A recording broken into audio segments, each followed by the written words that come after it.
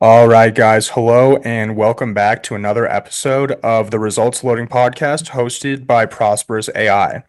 I'm your host, Michael Atkin, and today we are exploring the intersection of technology, innovation, and business scalability with a guest who has made waves in the drone industry. Joining us is Grant Fullenbach, the founder and head of revenue ops at Drone Pros here in Colorado. Grant's entrepreneurial spirit and passion for drone technology has shaped his career, and his impact on the unmanned aircraft systems industry is profound. From leveraging tech stacks to optimizing client strategies and advocating for drones in industries like construction and engineering, Grant brings an innovative perspective to this conversation. So, whether you're curious about drones, business strategy, or what it takes to lead a scalable startup, you're in the right place. Grant has all the insights. And with all that being said, Grant, welcome. Thanks so much for agreeing to join us today, man. I'm really looking forward to this one. It's great to see you. Absolutely. Thanks for having me. Stoked to be here. Yeah, man. Great to have you. And like I said, we've been talking for a while, and glad we finally made this one happen. So looking forward to diving into it here. Um, Yeah. yeah. So with all that being said, Grant, as the founder of Drone Pros, and as we just discussed, you're also working on Go First Consulting as well. I'll throw the microphone to you. I just gave you an initial intro. But what inspired you to step into the drone industry and create a platform tailored to drone operators, and then tie that into what's happening with Go First, your more recent endeavor that we discussed earlier? Kind of take us to the beginning, the genesis, if you will, and talk to us a little bit about how we got here. Yeah, of course.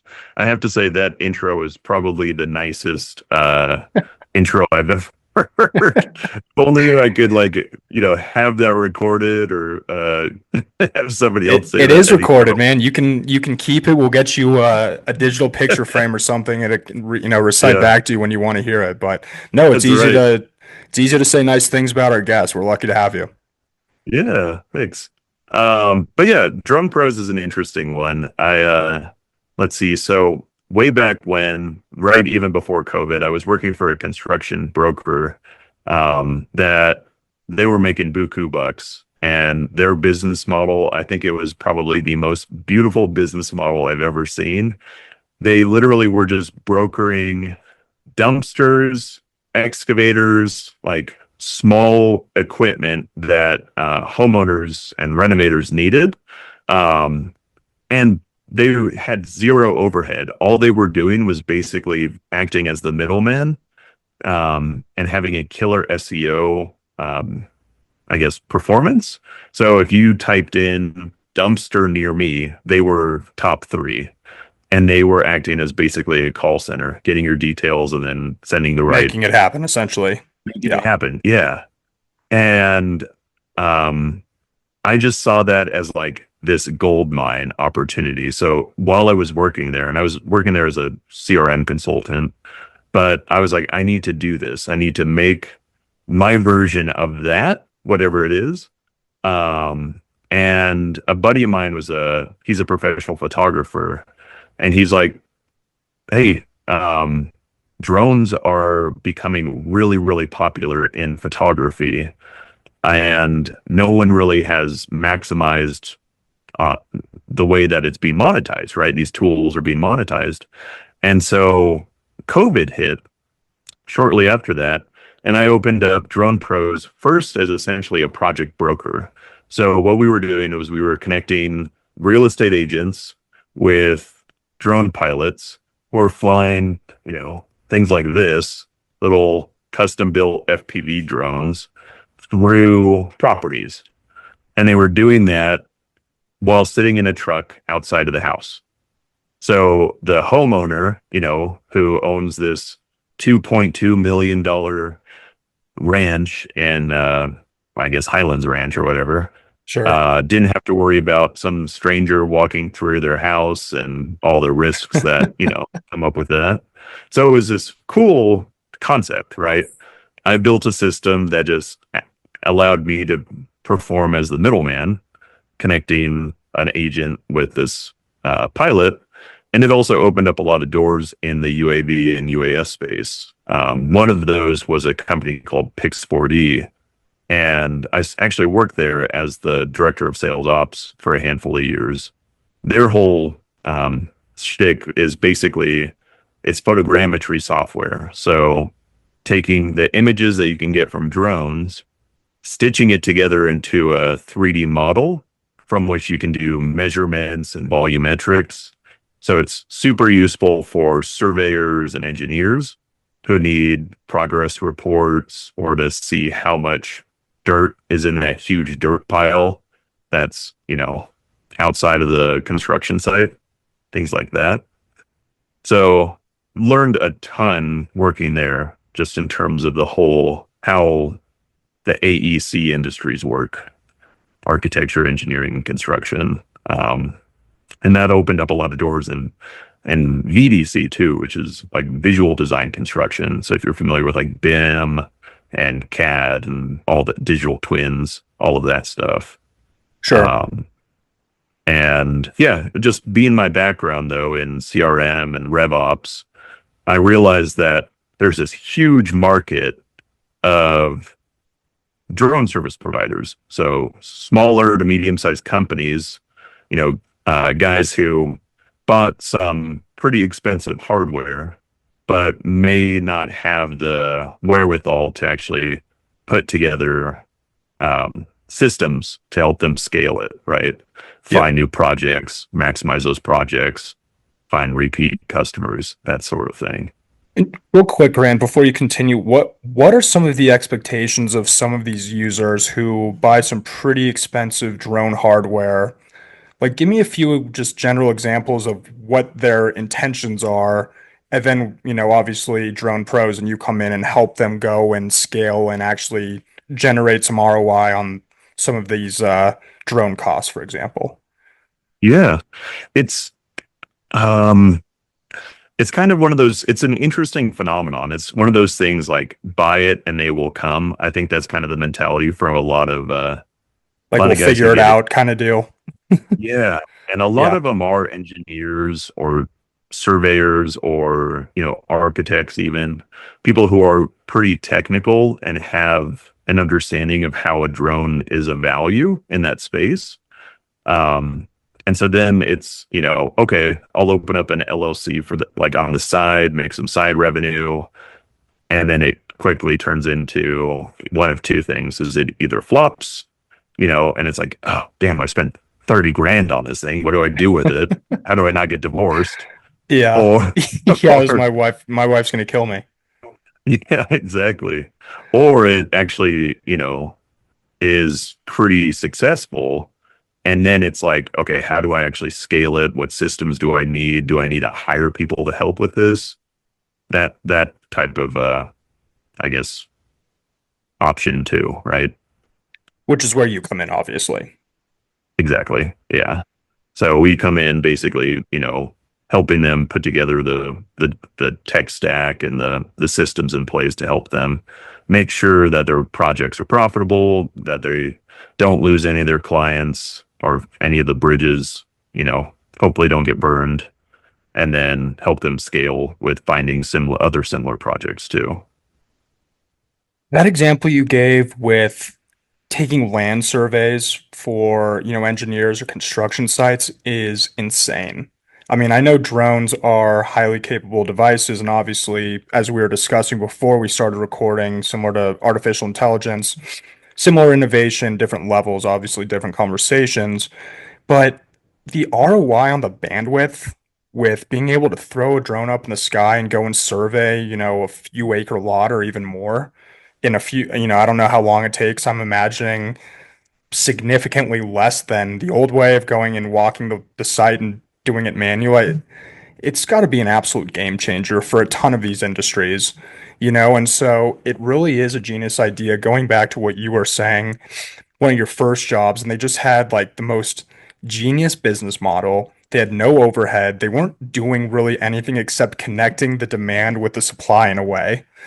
And you're Yeah. kind of doing that with drones because there's so many capabilities.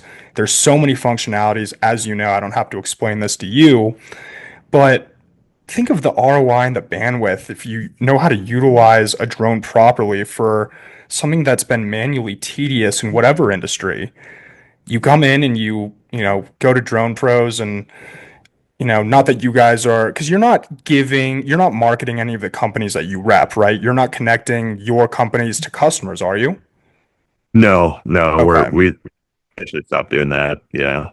Yeah, but it's just incredible. The capabilities now and what drones can do, whether it be from like photography, real estate, surveying, any of the other examples you gave, Yeah. the ROI in terms of, time, money, bandwidth is astronomical.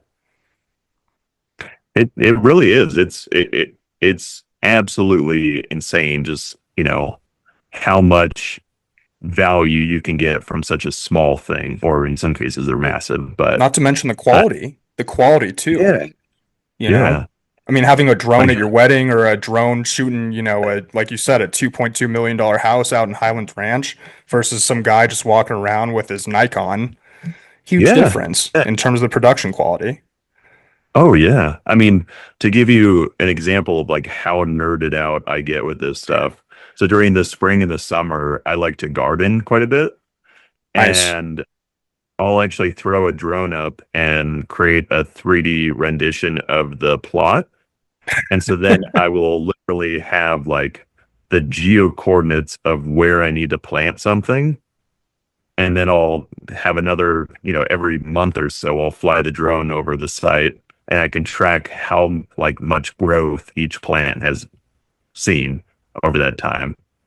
That's just nutty. That's insane. But think about how optimal your garden's going to be looking compared to everyone else in the neighborhood. Yeah. Yeah. Was it last year or the year before? I had one of my pumpkins, I think it was like 55 pounds. And I don't think it was from the drone thing, but I'm sure it helped at some point. Yeah, it's probably helpful. You're optimizing these I mean, that's a state fair size pumpkin if you ask me. Yeah. Yeah. It was it was a big boy for sure. That's Um, insane. but yeah, it's pretty cool just in terms of, you can use it for all different types of applications. Like when I was at Pix too, one of the coolest applications I saw. So National Geographic was one of our clients. They relied on Pix4E software, and they were doing a documentary on walrus populations up in the Arctic.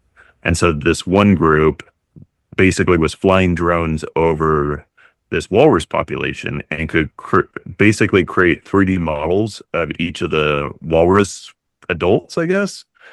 And they calculated which ones were healthy and unhealthy just from like their body mass index and their fat distribution. Sure. All from That's ridiculous. That's ridiculous. And I think for me, one of the most insane usages I've ever seen of drones is just, to your point, National Geographic and that kind of nature category, but BBC's Planet Earth and Planet Earth 2. I'm not sure if you're familiar. I yeah. remember seeing that stuff come out for the first time before I even really knew drones existed, and my mind was blown. I was shocked that they were able to capture some of these videos, and I had no idea how until because drones are relatively new, not as I mean even if they're not new, they're becoming more mainstream, I'd say recently. I don't know if that argument could be made. I think so. Yeah. But I was blown away as to the quality of imagery and videography that could be done when they're videoing baby gorillas 100 some feet in the air, and it's just like, how the hell is somebody up there videotaping this? It's like, no, it's all done with drones. And it's Yeah. just incredible. And that's just a basic example. I mean, you're talking about measuring BMI and body fat index of a herd of walruses. I mean, we're barely scratching the surface by just capturing some video. I mean, think about what else they can do at this point with some of these software that are interconnected with UAS at this point. Yeah, exactly. I mean, it is insane. Like even one of the guys who I work with, he is what's called an agronomist. So he's basically a plant scientist. And his whole thing is he works with vineyards. And so he'll fly his drone over certain vineyards in California and basically be able to tell like what plants are healthy based off of the chlorophyll. So literally like the like color and how light kind of penetrates the leaves on a vine. It's just so cool to see that and to see it like on a computer screen in terms of like, here's your whole vineyard. Here's the percent of vines that are likely to struggle if they don't get, minerals X, Y, and Z. Right. Yeah. What a dangerous combo. You get the footage from the drones, then, use the software, then you throw the AI overlay on top of it and you get those insights and analytics. And man, vineyards Yeah, aren't going to, it's going to be some really, really good wine here because we're going to be optimizing to the fullest in pretty much everything we do moving forward. seriously. That's Yeah. insane. That's insane. That's so cool. I can understand how easy it is to like nerd out. My buddy's got a drone. I've gotten to fly it once. He's pretty protective over it. We don't see it very often, but he's gotten some pretty sweet footage when we've gone to, Maroon Bells or Lake Powell or stuff like that. You come back and it's like some of the footage he comes back with, it's like unbelievable. So I can understand how easy it is to geek out, as you've said, and sink your teeth into it and use it for something as simple as gardening or saving a whole vineyard, if you will, and optimizing how healthy the grapevines are and whatnot. I mean, that's just ridiculous. Yeah, it's a super cool industry and No doubt. it seems to keep on innovating, similar to like AI and everything in that realm. It's one of those that, you know, it's a snowball effect. It's continuously building on itself, which is really cool to see. Yeah, no, great way to put it. It's kind of a snowball effect. It's just constantly innovating, similar to AIs, as kind of we discussed in before we started recording. I mean, last year we were blown away by its functionalities and capabilities. This year, it's like, what can't this damn thing do at this point? It's just insane, and it just continues to improve and fine tune. It's really, I mean, I know people throw away the cliches, sky's the limit, but it really does kind of feel like that in both industries in their own different ways, really. Absolutely. Yeah. 1000%. And I haven't seen a limit. Yeah, I haven't seen a limit either in both, and Literally. I'm just learning. I've learned more about drones today than I ever have, and it doesn't, it does very much seem in line with the ceiling of artificial intelligence in a way, in its own way, of course, but Yeah. no doubt, similar concept for sure. Oh yeah. Even just talking about like SaaS and AI too, there's this new wave of what's called like a drone in the box. So like higher end construction companies will oftentimes invest in these things, which they're literally like a Roomba. Think of how a Roomba works, but it's a drone that is in a automated box, and at a certain time every day or every few days, this thing will literally pop out and fly the job site automatically, or whatever it is that you want documented, land itself back in this helipad looking box, and then virtually or wirelessly upload All all the of the data. photos that it took. So while it's flying, you're basically creating this 3D model on your server or wherever automatically. And then you have an AI model that can, find outliers, flag different like risks or suggested areas of improvement. It That is kind of like on the border of a Black Mirror episode, but it is pretty cool in terms of risk mitigation. That's not, I mean, yeah, because it's, every day, hypothetically, you're making progress on the job site. And so every day, this guy kind of just goes and you don't even, it sounds like you don't even need human touch. It's zero touch. Go like a Roomba goes and flies a job site, maps everything out, maps out the progress from day, 132 on the job site, picks things out that are, like you said, outliers or could be potential issues, and it's probably comparing against some sort of huge data set that's going to say, hey, based on what this is looking like, we have 42% risk in this area because of X, Y, and Z, with the AI coming into play. So man, that's what you're able to get out of it. That's insane. I mean, my mind is blown right now. I didn't even know that was happening. Yeah. It's I would say that that isn't as mainstream. Like Right. that kind of falls the VDC or the virtual or visual design construction. Um, but you know, similar to AI, I think it's right on that cusp of becoming mainstream, Totally. where companies are realizing the total potential and value that they're saving by, getting ahead of risks in the way, or when a client, pushes back on a change order saying, no, we already did that. If you look in this, video here.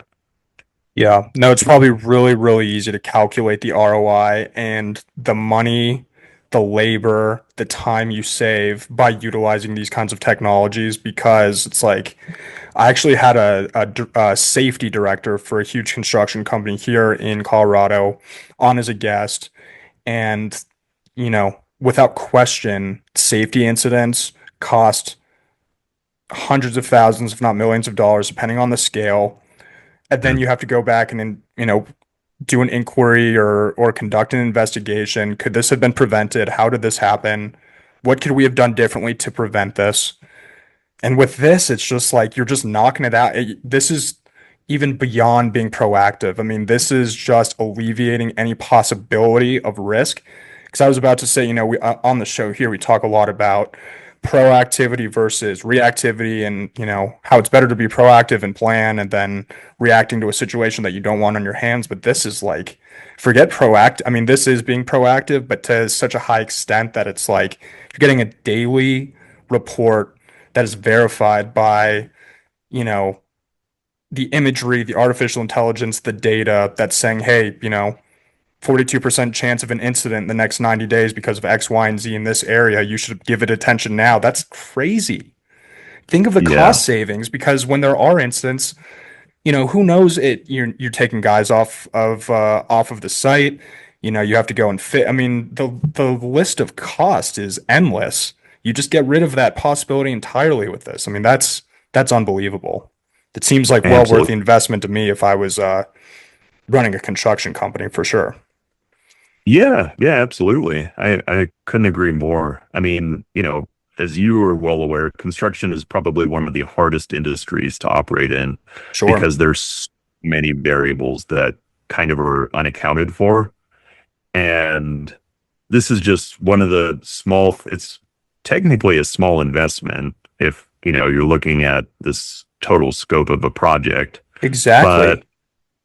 yeah, even it reminds me of there's a similar company called Company Cam, and their whole thing is basically it's an app that soups and foremen can use, and it's basically just like you take a photo of whatever it is that you're working on, and this app will use AI and document what's in the photo, how the photo has changed from the last time that the photo was taken, and it's like things like that are generally so easy to implement and can save you so much in the long haul.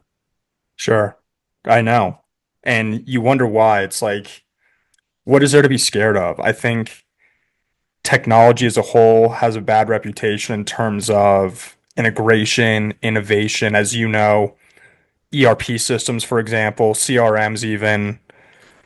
Rarely do those integrations go smoothly. It takes bandwidth away from the IT team. You got to work out the bugs and everything like that.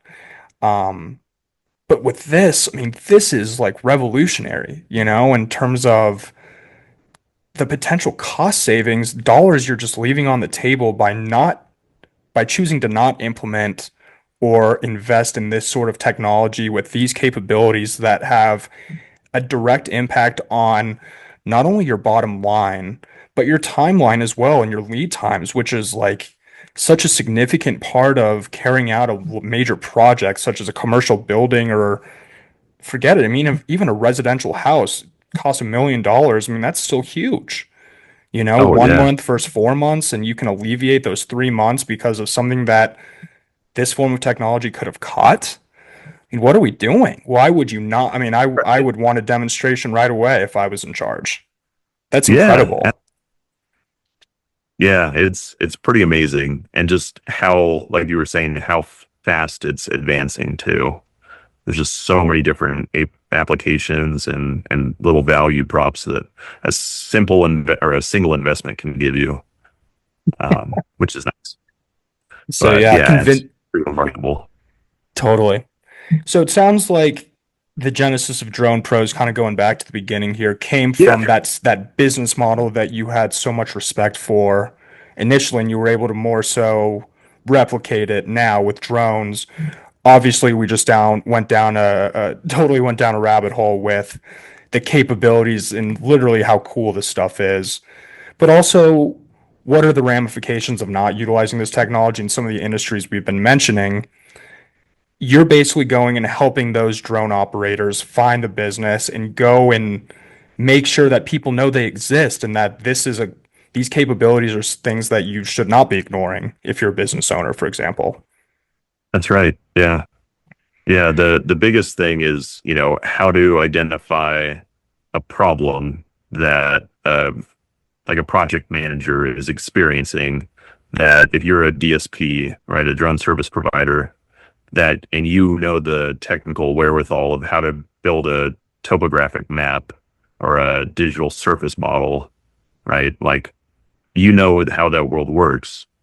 Your messaging has to revolve around that problem, not Right. necessarily solution, but you need to get into that engineering firm or into that construction firm, knowing the world that they live in.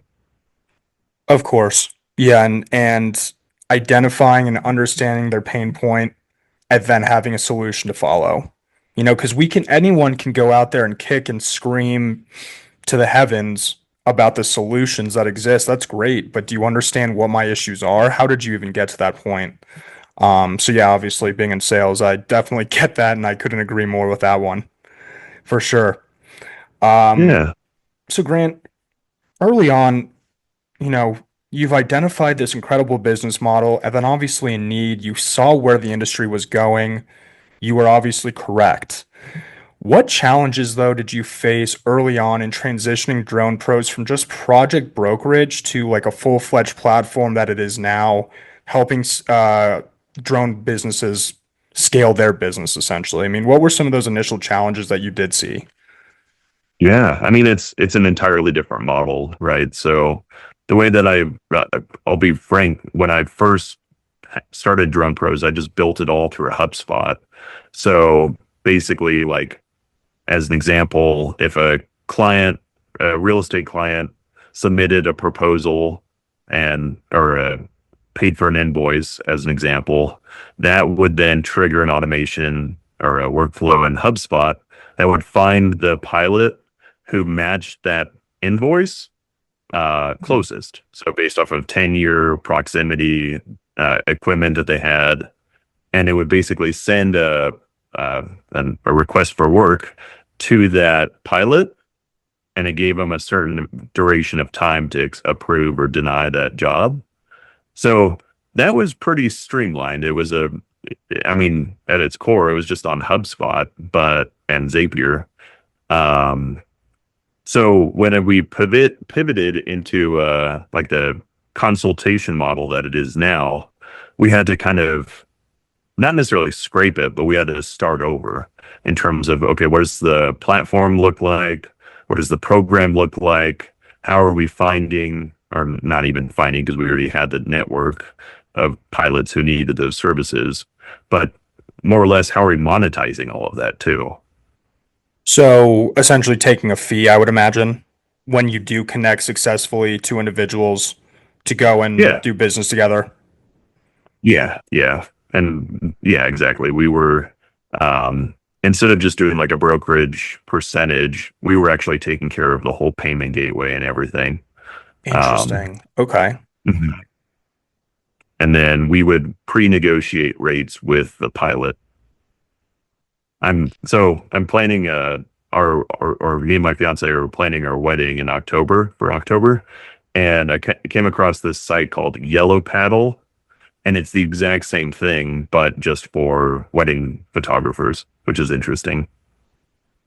Interesting. And so Now where Drone Pros currently sits, and your ICP obviously being drone pilots, those who own drones who are looking to monetize, their purchase essentially, do they fill out like what does the customer experience look like from their end when they utilize the Drone Pros platform? They're like, hey, I got this $30,000 drone. I can kind of do whatever. Do you encourage them to focus more on a micro industry, or is it like, hey, with this kind of technology, you could do real estate, you could do, site surveying. I mean, you could do a really, really sweet wedding for all I care, or are you just setting them up and giving them advice? I mean, what would that look like for someone who's new to the drone world, if you will? Totally. Basically, there's two ways to go about it. One is we have kind of a done for you model where, you know, they plug in the equipment that they have, where they're located, what their experience is, and then the system will basically help them like create an ICP or a Okay, like ideal persona as sure. well as like their um, so then we basically give them, or really the software gives them a running list of accounts to target to prioritize that closestly match that ICP. And then the second step is basically creating or reframing messaging around a problem that that ICP is more than likely experiencing. Like site work could be time to like getting a deliverable, getting in if you're a project manager for a big construction site, getting insights on that site is traditionally a huge headache because unless you're literally out there walking the site every day, and it could be a huge site, you're not generally going to get a lot of the updates as you would like. And so from a drone perspective, that's a huge in because, you toss that thing in the air, You get, can do it in an I, hour yeah, or whatever, exactly. however long it Quickly takes. identified all the things they need to pay attention to. That's incredible. Um, So Drone Pros in a way acts as a CRM in its own way, arguably, for your yeah, customers, because then you get an understanding of who this person is, what technology they have, what their experience is, of course. And then you take that information, say, hey, I think, or we think it'd be really good if you started working with X, Y, and Z. This is the messaging that you should be doing with your outreach. This is the pain points that we know that these industries have. Go and reach out to them. And do you help them with any other aspect of the sales process, or you kind of give them the messaging and then say good luck, or do you act as a consultant through the sales process and then post sales success as well? yeah, good question. And it exactly that, right? We work on pretty much helping them optimize every stage of their Wow. CRM or the stack. So how to like use AI to score and prioritize deals, um, as well as, of course, this is with the assumption that it's an actual sales team, right? Not just an owner operator, but even still, being able to use AI to score deals so that you know where the red flags are and ultimately what you need to do on a daily basis to make sure that those deals are actually going to get to the next yes. Um, and then, yeah, forecasting that those deals all the way to, the actual project management. So tying in the software that they're using to produce those deliverables back, say your job is to go and fly a construction site, so creating a client portal where that deliverable also lives in your CRM, so then your boss or whoever it is that your client even can actually double check that that deliverable is up to snuff, it's up to the standards that the company requires. Interesting. So you're ensuring a level of quality now as well. Because Exactly. I was Yep. going to say, I mean, any rich person can go and buy like a $30,000 drone and then think that they're ready to take it to some sort of commercial scale. Are, I wouldn't imagine Drone Pros gets in the middle of this, but say, it's like, oh, maybe you should go shoot some weddings, for example. And then it's like, oh, they have like 10 hours of drone flying experience. It's probably going to be pretty low quality, but you basically have a process to ensure that that doesn't happen essentially, and that you're putting people in the right space and that they have at least the know-how to carry out a deal from start to close. If not, it sounds like it's on the customer to vet out the people who they deem not experienced enough to handle a project like theirs, which isn't really, that doesn't really fall within your wheelhouse, I wouldn't imagine. Yeah, yeah. We don't necessarily train on, Like like, operations or anything, yeah, or drone not operations, I should say. yeah, yeah. We rely like just working at Pix40, uh, software. Well, the software that they use, whether it's Drone Deploy, Pix40, or even like ArcGIS, will oftentimes have courses that these guys will go through to figure out exactly how to get the best out of the drones that they have. So what I mean by that is like, what is your like the level of detail in that model, the level of accuracy, sorry, is what I'm trying to say. So, is it up to an inch in accuracy, or is it like 1/8 of an inch in accuracy, or sub-millimeter even sometimes? Sure. Um, and that's generally what these, especially engineering firms, will care about, just to make it, super applicable back into their CAD or back into their renderings.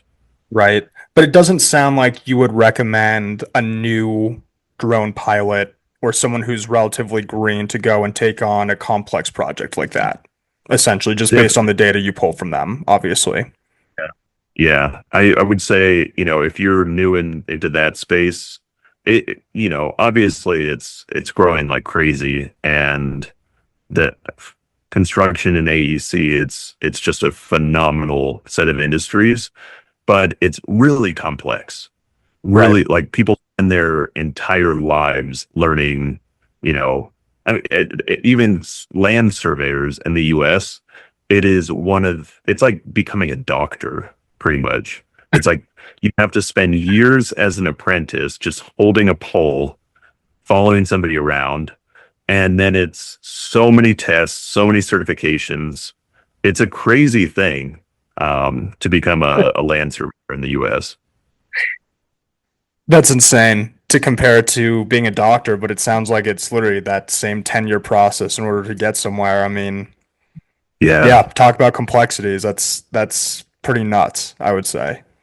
Right. Yeah. But it's also by like GIS or geographic information systems. That industry is also like having a really hard time because the credentials in order to get into it are so high, but the pay is actually pretty low. One of those, huh? Yeah. It's like, okay, Yeah. I have my master's in GIS. Should I work at McDonald's or at, the county public works office? Make about the same, unfortunately, Yeah, for the first few years. Yeah. Yep. totally. So, Grant, we've discussed a lot today about the capabilities and functionalities and how revolutionary this stuff really is.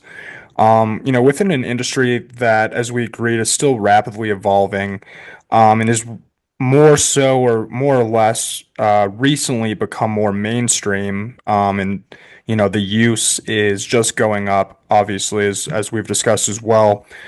But with all that being said, what trends or advancements are you personally most excited to see come out of this industry in the next few years? Yeah. I mean, much like every industry, I think AI is just starting to take shape in terms of how it's going to influence the just everything that we're doing, right? In terms of data analysis, forecasting, predictable analytics, risk mitigation. And in my opinion, drones are, if nothing else, a phenomenal way to capture data to feed into a model like that. Um, Getting, literally aerial insights where, historically there was no way to capture that apart from flying a helicopter or flying an Right. airplane. Um, and yeah, I'm really excited just to be on the cusp of seeing even more advancement in that in terms of um, like automating as much of this as possible. I think is going to be a really cool thing. You've probably seen like maybe a video on YouTube of a like a forklift driving itself or having a remote operator sitting in the cab or in Yeah, or the now the semi trucks driving themselves now too, you know. yeah, exactly. Exactly. Automation's becoming huge. Yep, yep. And I think just drones are right there with it, right? In terms of how data is being captured, analyzed, recorded, and then submitted for review, essentially. Totally. And Grant, as both a founder and a mentor to other drone business owners, how are you balancing like the apparent nerdy side, the eagerness to be in the drone space, with growing your own company while also helping others succeed? It kind of reminds me of engineers who are CEOs of their company too. It's like, oh, I want to be in the code or I want to be building, but oh, on the other hand, I have to be running the business and dealing with, accounting and marketing, for example, as well. How are you balancing all of that, given what, the situation you found yourself in? Yeah. The first thing is just time blocking. So really doing my best to allocate, a certain period of time every day that's just on finding new things or for personal development, I guess if you want to Sure. call it that. And then setting a set number of hours every day that's just for client facing activities. So meetings, prospecting, training, whatever it is. I would say that is definitely helping me because I have a tendency to, just find myself lost in a Reddit thread or on a YouTube playlist or channel or whatever, just like geeking out on something that's new, right? Um, Totally. that doesn't scale. And the thing that does scale the most is actually having genuine conversations and understanding problems, not even trying to solve them, but just getting a firm understanding of a client's problem and living in their world. And it's really difficult to do that without at least, one or two meetings now and again. Of course.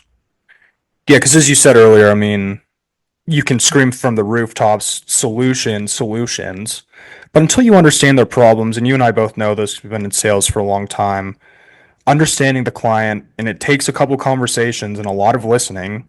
Obviously, that's another thing that we didn't really get into, but other leaders and I have discussed that very thing here is so many people today want to do a lot of the talking and not enough of the listening. But anyway, that's for a different podcast. Doing the listening, having the meetings, understanding the pain points, and then going and saying, hey, this is what works best for you. I'm able to offer to you where I can't. More likely than not, I can. But here we are. And understanding what the issues are, what is that cost to them, and what will it save you if we're able to get the right solution in your hands is obviously huge. Obviously huge. Yeah, Because then you're doing your job and you're succeeding. And I think that's really the epitome of success, when it comes to sales for sure, and dealing with customers, especially when you're a business owner, getting them in a solution that genuinely works for you, for them, as opposed to throwing technology their way, hoping they nip on it, and then letting them drown if it's not actually the right solution, of course. that's right. Yeah.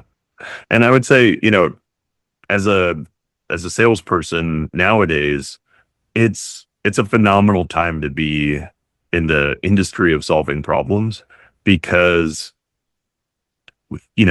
traditionally we only have a handful of two pieces of hardware, right, that help us solve problems. But nowadays, just with the invent of like all of these AI tools, it's crazy how you can take the same conversation or the same ideas, the same problems, and throw it into different tools and basically have an LLM or an AI model run a diagnostic on that conversation and help you think of things that you wouldn't have thought about by yourself. Exactly. No, you're exactly right. I mean, a really basic example of that is we use fireflies. I'm not sure if you're familiar with them, but for our customer conversations, especially when we're getting into that second, third, and fourth conversation, second, third, and fourth call, to be able to go back and literally have the transcript of a meeting, but also to go in and utilize AI and say, what do you think are the most important issues that the customer mentioned today? I have my list. What do you say? And for it to pull a list and providing me with details that I wouldn't have even thought of is game changing. And it's, Yeah. not even that expensive for the value it brings. And you can go in and no longer do you have to just take notes and hope you don't miss anything important or nothing falls through the crack. I mean, and that's just a basic example, and it's been a game changer for us in making sure that nothing falls through the cracks and that we're able to touch on every small detail, every small problem, and make sure that there's a solution for as much of it as possible because we have the resources to make sure we're doing so, as opposed to say 2 years ago when it's like, hopefully you took good notes, otherwise you probably missed that one and Right. they'll have to repeat themselves. And then Yep. we know how that goes. Yeah. It's insanely helpful nowadays. Um, Yeah. Similar to how you guys are using fireflies, I'll actually generally take like the transcript of a call and plug it into Notebook LM, Google's thing, and as well as a ton any other resource I can think of that would be applicable to that client or that prospect. Totally. So oftentimes it's like their website, if there's, podcasts that they've been on in the past that are on YouTube, I'll throw all of that into a notebook, and Notebook LM is just like a RAG operator. Right. And so then I'll say, what are Michael's biggest pain points, referencing from not just our call, but from all of these different calls that he's been on in the past, 6 months. Exactly. And then Such a for game project changer. huge too, because it will be like, okay, help me define the scope here. I have my Right. timeline, but what do you recommend? Exactly. Exactly. No, it's huge, and I think just the productivity and the efficiency dividends that we're going to start seeing more and more that are going to become more streamlined is huge. And it's funny that some people are unfortunately so little resistant to it and implementing even something as small as that. But ultimately, Yeah, it's like if they don't, their competitors will, and they'll fall behind. So hopefully, the action is taken soon because there is a lot of resistance out there still, especially with those companies, oh, I started this company 40 years ago. The way our processes have gotten us this far, why the hell do I need to implement this new thing that's just going to create a headache for me, which holds water, which is fair. But ultimately, with how good some of the stuff is now, it's just not gonna last. If other people are adopting this, the technology is too good at this point. totally. Yeah. I mean, that's a big issue in itself, though. Change management is probably one of the hardest things to overcome because how much change do you need to implement at once without overwhelming everybody? The team, yeah. Yeah. And And I've that's a been part of hard, those nightmare scenarios myself, and it's like it's definitely a distraction to say the least, hmm putting it lightly. yeah. And Grant, Yeah. and Grant, one last question here for you before I let you go. Kind of Sure. tying this all back together, if you could give one piece of advice after all that we've discussed today, all that you know, all that you've accomplished thus far, to aspiring entrepreneurs looking to scale their operations, what would it be? Um, Understand that the world that you want to do your best to understand the world you want to operate in. So what I mean by that is like focus on a problem first. Right. Understand if you want to become a photographer.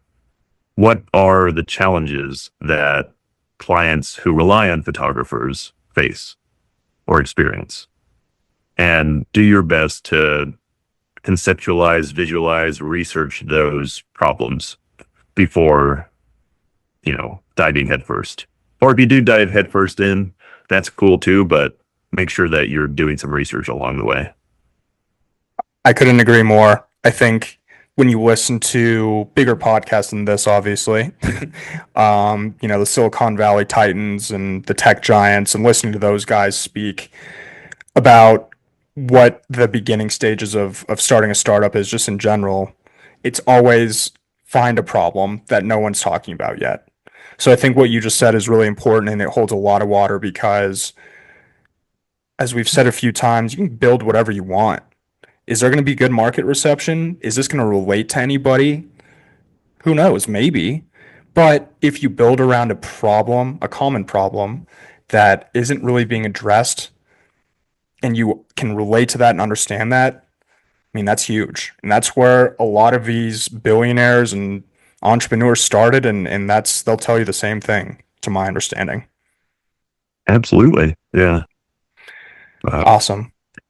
Well, Grant, this has been tremendous. You've opened my eyes today to a ton of stuff. I'm concerned I'm going to end up scrolling the internet for the next few hours, checking out drone technology and what the possibilities are on my own. So I thank you for that. And thank you so much for sharing some of this information with us and taking the time. I think there's a lot of tremendous takeaways here, especially when it comes to, as we said, identifying pain points, understanding your customers, and whatnot, and a ton more. So thank you again for joining us today on the Results Loading podcast, and good luck to you. Thank you. Happy to be here, and thanks for watching.